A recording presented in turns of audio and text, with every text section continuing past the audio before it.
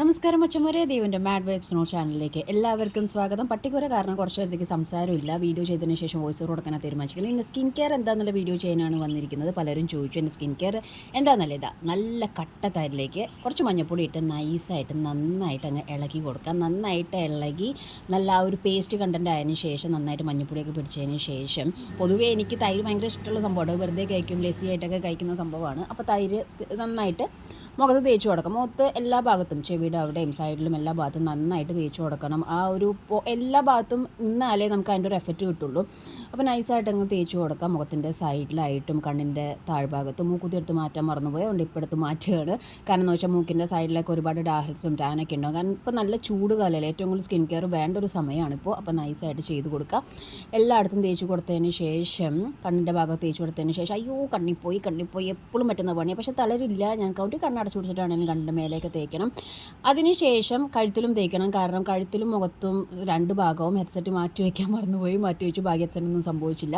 എന്നിട്ട് ചെവിയുടെ അവിടെയും കൊടുക്കാം. മുഖത്തും കഴുത്തിലും നമ്മൾ എപ്പോഴും അപ്ലൈ ചെയ്യണം. മേക്കപ്പ് ചെയ്യുമ്പോഴൊക്കെ ശ്രദ്ധിക്കേണ്ട കാര്യമാണ്, അല്ലെങ്കിൽ രണ്ട് ടൈപ്പിലിരിക്കും.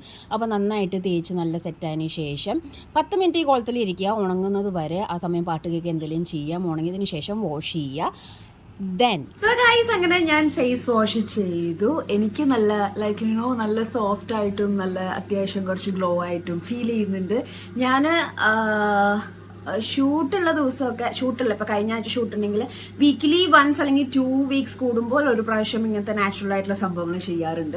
പുറത്തുനിന്നുള്ള ക്രീംസ് കാര്യങ്ങളൊന്നും പൊതുവേ ഞാൻ അങ്ങനെ എന്റർടൈൻ ചെയ്യാറില്ല.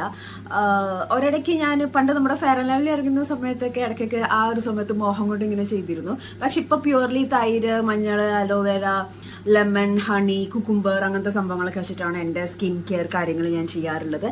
അപ്പോൾ ഇത് മിൽക്കി മിസ്റ്റ്, തൈരും മഞ്ഞൾപ്പൊടിയും ഇട്ടിട്ടുള്ള ഒരു സ്കിൻ പാക്കാണ് ഞാൻ ചെയ്തത്. അപ്പോൾ ഇനി അടുത്ത ഒരു സ്കിൻ കെയർ ടിപ്പിലോട്ട്, സ്കിൻ കെയർ വീഡിയോയിലൊക്കെ നമുക്ക് എല്ലാവർക്കും കാണാം. Thank you so much. Thank you for watching my channel.